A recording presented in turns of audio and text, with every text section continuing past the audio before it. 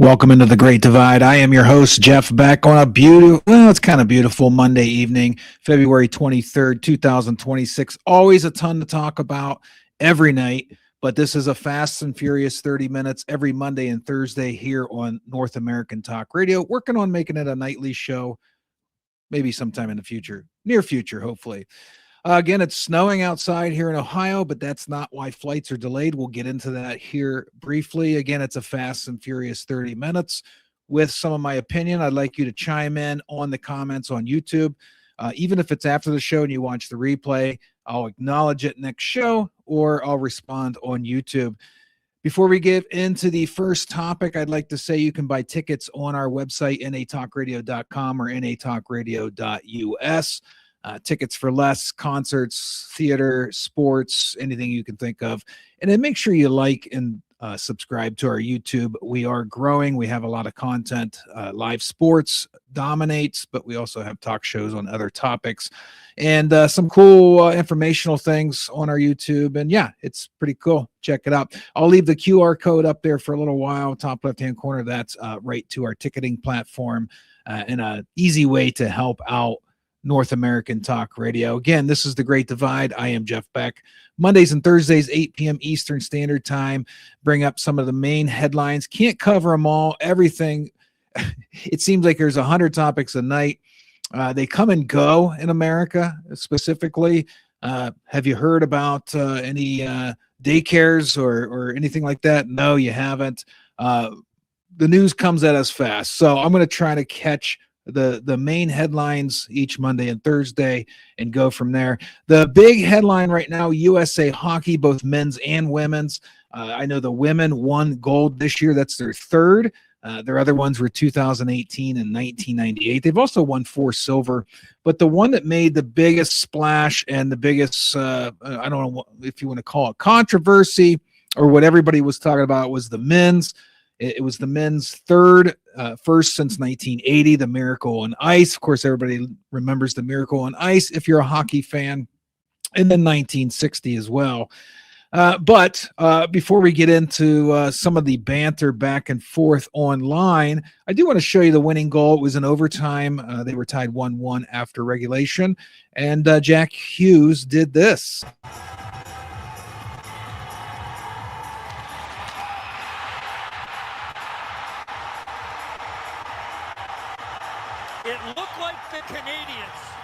And the big story there is we're going to see the replay, Jack Hughes on the backside. So there was a lot of storylines coming out of this. Some of them are silly,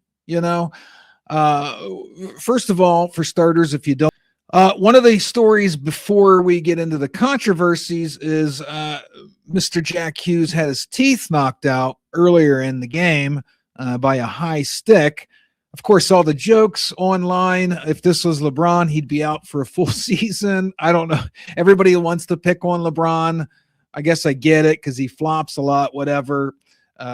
Bringing in a basketball player to a hockey discussion is silly. Hockey players are built differently. But Hughes had his teeth knocked out earlier in the game. Then he committed an infraction that caused, towards the end of regulation, Canada to have a 5-versus-3 men advantage. And I remember Hughes saying in the post-game interview, all I did was sit in the penalty box and think everybody's going to hate me if we lose because I committed this penalty and it's 5-on-3. I don't think anybody's going to hate you, young man. But then the aftermath began. It didn't even start with President Trump calling into the locker room, talking to the team. The boys were drinking beers, celebrating. He invited them to the State of the Union tomorrow night. They accepted. I don't even think the controversy started there. The Twitter warriors immediately go on Twitter, and the HuffPost, I think, was the first, and posted, "If waving the American flag or chanting USA turn you off right now, you're not alone." Now, you'll see below that Jimmy's Famous Seafood had some words for them. Go F yourself. And yours truly has purchased his first case of crab cakes from Jimmy's Famous Seafood in thanks of that response. And they acknowledged me on Twitter, so I have some crack. But what are we doing? So they didn't do this when the women won gold. Of course, the women didn't get a call from the president But yeah, the left, I guess I'm going to say the left or the media, whatever you want to say, couldn't wait to jump on Twitter and start downplaying this, almost, hating that the Americans won. I saw some people in America saying they were rooting for Canada. NHL and hockey players in general are known to basically lean right. We have to make everything political in this country. We won gold is the underlying story, but people couldn't wait to get to Twitter. That's the only one I'm on, and complain that America won this. And I don't get the mindset. And then we had, of course, Jamel Hill. We know how she is. She hates all things America, especially when, a sport with, I think they said 95% of the participants lean conservative. Got to hate on that. And an Atlantic article, the Trump administration's actions, particularly as it relates to ice, forced some Winter Olympic athletes into awkward positions. Now, that was before the Olympics. It had nothing to do with hockey. We have to post this after the hockey team won gold. But before the Olympics, all these athletes are being asked about representing America. And somebody pulled up some data. The last administration and the last Olympics, they weren't asked these questions. They were asked when Trump was president the first time, and now this time, all these political questions building up to the Olympics. It's fabricated and it's staged. Now, the athletes may feel that way. That's fine. We already know the country's 50-50 essentially. That doesn't work out to the numbers, 52-48 some elections. But it's only when the media's non-preferred candidate is in office that they ask these athletes. So that became the controversy before the Olympics. And then the hockey team won gold. The women's team won gold too. Just as excited for them. But because they're not, and they have some, LGBT members of the team, and they weren't, drinking beer when they won, I don't think, and they weren't called by the president. So nobody raised the stink. Nobody hated America when the women won. When the men win, all of a sudden, all these people come out. They were rooting for Canada. You got people like Keith Olbermann saying, if you accept the invite to the White House, you're a terrible person. You're stupid. You're a misogynist. Like, what are we doing? Where's the joy in this country? Why can't we have any joy or any happiness ever? Everything's got to be boiled down. Every single breath you take's got to be boiled down to who's your political affiliation? Who did you vote for? Why can't we just be happy that the Americans won the gold in hockey? What's the controversy there? If you hate America, like, why? Like, what are you going to do? Everything's cyclical in politics anyway. So if you hate the current president, fine, that's your prerogative. Why do you hate the country as a whole? The one that you were born and raised in, most of you. I'll tell you a story. When I was at Purdue, I had a professor. She had lived in 55 countries. She moved so often because she was fleeing a bad forced marriage. And the only way she could get out of the country, I won't say what country she was from, she had to teach English across the world. And then she landed in America, and she had been to 55 countries. She said, hands down, no contest, America was the best country she had ever lived in. She had lived in 55 countries. I'm spending some time with a woman that was born and raised in Syria, and she's not even allowed to go back because she's used her visa, started with a student visa and then became a work visa. And she was gone so long, they won't let her back unless she pays them crazy amounts of money. She's lived in like 6 different countries. America's the best country. But these people come out of the woodwork when we're experiencing something that we should all come together for. The country won a gold in men's hockey, and we can't even do that anymore. There's no joy. Everybody's got to suck the joy. And I can sit here and tell you it's coming from one side. It kind of is now, but when the last president was in office, there was a lot of complaining from the right too. Now, it wasn't I hate America. They were complaining about the administration. When Trump's in office, the other side, the left side, it's more I hate America. Well, name a better country. Who has a better system? I don't understand this. You can name some Norwegian but they have stricter immigration laws, stricter border laws. They're not as diverse as us. So, where's a better place? we're talking about hockey here. We can't just celebrate a hockey win. It's just impossible. And then we can't even let people on the opposing side celebrate with the players. Kash Patel was there drinking beers with the players. Everybody had their arms up in it. So this guy's tweet was actually a great example of American political landscape. The same people bashing Kash Patel today for celebrating with Team USA after their huge victory against Canada praised Katani Brown Jackson for celebrating America, hating Hollywood celebrities, bashing ICE agents. So they all travel on the American taxpayer. Like, if you're mad that Kash Patel's there and taxpayer dollars paid for his travel, like, where is the outrage for all the fraud that's going on in our country? Okay, Kash Patel is in a position where he has to travel on, government planes with Secret Service. It's written, it's been posted all online. He's pretty much forced to do it, and he was there on other business too. He happened to be there. Politicians, my entire life, I'm in my 50s, have gone to these events. Okay, it's not like they made a special trip for him to be there. He was already there. If you're mad about that, I don't know what the cost was for him to be there. Why aren't you mad about the massive amounts of fraud? Why aren't you mad about the billions of dollars that were spent or sent for or taken through tax for some rail system in California that there's not even one section of track built? Why aren't you upset about the billions of dollars thrown at homelessness, and it only gets worse? We're only going to be upset against the opposing party. That's America now. If you're on the right and somebody on the left does something, you're pissed off. If you're on the left and somebody on the right, you're pissed off. We can't have any joy anymore. It's a mental illness, I think, that we're having in this country right now, where nobody can experience any joy. I'm watching the news right now. Gretchen Whitmer was at a hockey game. Nobody complained about that on the left. It's just hypocritical in this country. It's ridiculous. And it really just sucks the joy out. You can't even enjoy any of this. It's probably why millions of podcasts have sprouted up about politics and whatever. But it's insane that this is where we're at in America. So I would say be more childlike. And this is my example, because I remember being a kid, growing up in the late 70s, early 80s, until I became a teenager in the mid 80s. We celebrated these things, right? When America was in the Olympics, we celebrated. I don't remember my parents obsessing about, it's a leftist president, so I'm not going to celebrate America winning a gold. Nobody did that. Nobody did that. We used to hang out, in the neighborhood. I don't remember any of my friends' parents doing it either. In fact, I had friends who their parents would say, we don't talk politics. Like, let's just be a community. Let's just celebrate United States winning hockey gold. So be more like kids, like these kids here.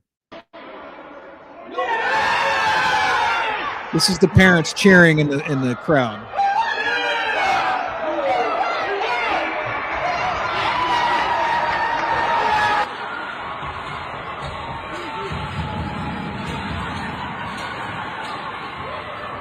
The innocence of childhood. Do you think any of these kids give a damn about anything political? No. Moments like this, you'll never forget. They're just excited that USA won gold and they're hockey players. That's what we need to. I'm not saying live your life like you're a child. I'm just saying you have to sometimes take a step back and have childlike jubilation and joy in life, or it's going to eat you alive. And you see people like Keith Olbermann, who, if you've seen videos of him, he's not enjoying life, right? And he has every right to not like the president. But, as a health and wellness counselor on the side, I fear for him because he's not enjoying life. It's taking a toll on him. And I don't want people to be like that. USA Hockey won a gold, men's and women's. That's reason to celebrate. That's reason to celebrate, right? Put your politics aside. My goodness, that's all we talk about in this damn country is politics, politics, politics. I'm going to take a break, get a Gatorade. We're halfway through. We'll be back. Crazy things in Mexico going on and potential World War III. You don't like to hear that. I'll give my spin on that too. We'll be right back. You're listening to North American Talk Radio, the all-new talk radio station featuring sports, movies, politics, mental health, and more. Check us out at natalkradio.com and subscribe today. Buy event tickets straight from our website to help the cause and get tickets to your favorite events for less. That's natalkradio.com.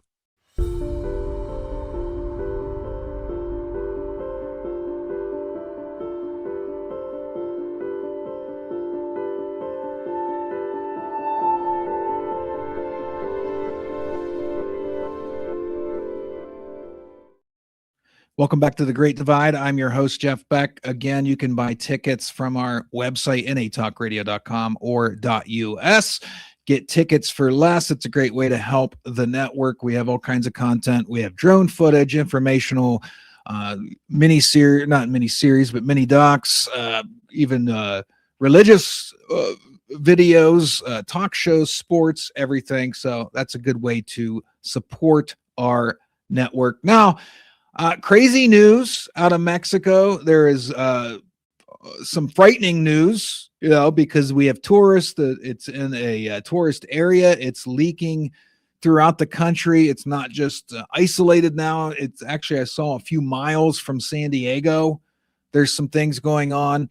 So essentially, if you've been busy with work, haven't been paying attention, it came out that yesterday, El Mencho, the Jalisco New Generation cartel leader, or Nemesio Ruben Astiguero Cervantes, I hope I said that right. That's not easy. But El Mencho was killed in a military operation that Mexico carried out in coordination with the United States, which tells me it was basically the United States, because that's what we do, folks. We just... Well, we've already came out and said, our president came out and said that he's labeling the cartel a terrorist organization, and we're going to take military operations to them. And he said that a few months ago. Actually, he said it, I think, last fall, because we're going to get into the leader of Mexico's comments about it. But you see the aftermath. The cartels are fighting back in retaliation. I'll play it again. I only have one clip because I have a crazy clip from El Mencho and show you kind of what the problem is in Mexico. But this used to be isolated to non-tourist, non-resort areas in Mexico. I know I have a lot of friends that travel there yearly. I have one going there in a couple weeks. And, they always tell you on the resorts, don't leave the resort. Those were kind of guarded. This seems to have no boundaries, and they have people sheltered in place all over Mexico, even the resorts.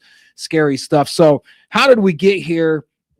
Well, we're not going to answer that in this short little show, but I want to play you a clip, an audio clip between El Mencho and a local police chief, and you'll see right away what one of the main problems is.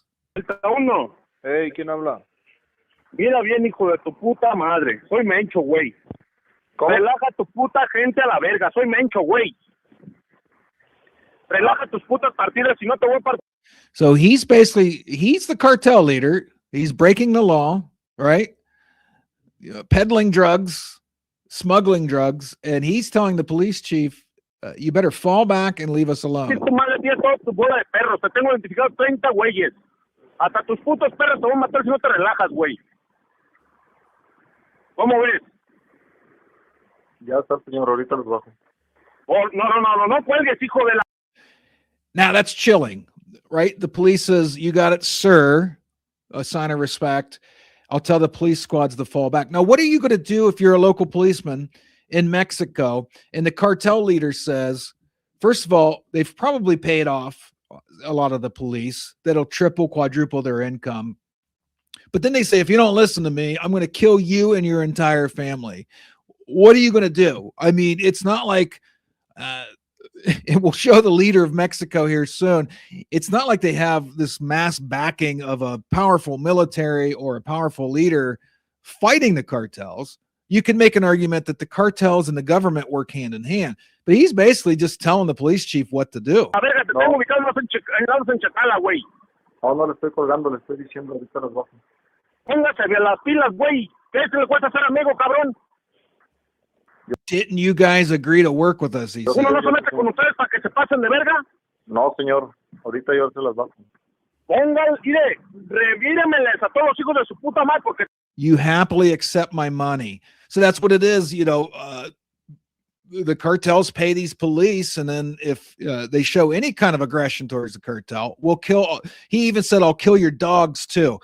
What's the police? So the police had, very little they could do to fight the cartels in Mexico, and then their leader, which I don't have the volume on here because it's long anyway, but Claudia Sheinbaum, she was heard saying in November, when I think Trump first said he's gonna label the cartels a terrorist organization and take military operations against them. She was in an interview.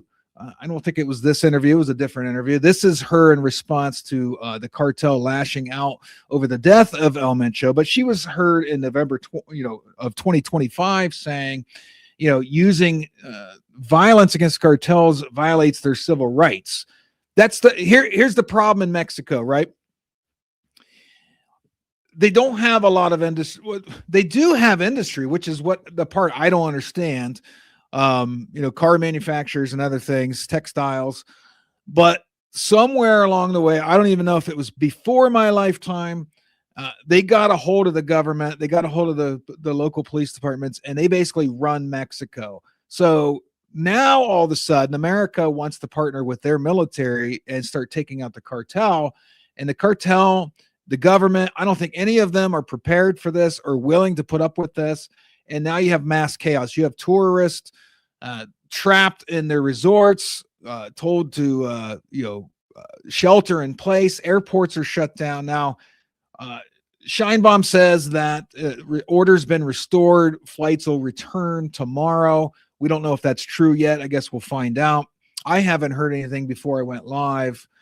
But that it's a crazy scene in Mexico right now, with the cartels retaliating against El Mencho dying, which is interesting. A side note here: when Trump got elected and started with his 51st state rhetoric and attacking Canada, Canadian leadership told Canadian residents, and there's been a fall off in tourism in America with Canadians.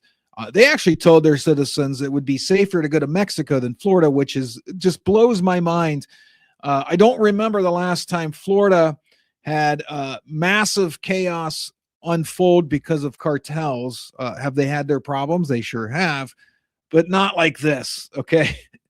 Not digging trenches and roads so people can't leave town and setting things on fire, shooting people, murdering people. Crazy times, absolute crazy times in Mexico. And if you're traveling there, American, Canadian, I don't care what your nationality is. I hope you get out safely. And that's pretty scary stuff. We'll be right back with the last topic, Iran. We're going to close out at 8:30. Thanks for tuning in. If you've tuned in, give me about 30 seconds. You're listening to North American Talk Radio, the all-new talk radio station featuring sports, movies, politics, mental health, and more. Check us out at natalkradio.com and subscribe today. Buy event tickets straight from our website to help the cause and get tickets to your favorite events for less. That's natalkradio.com.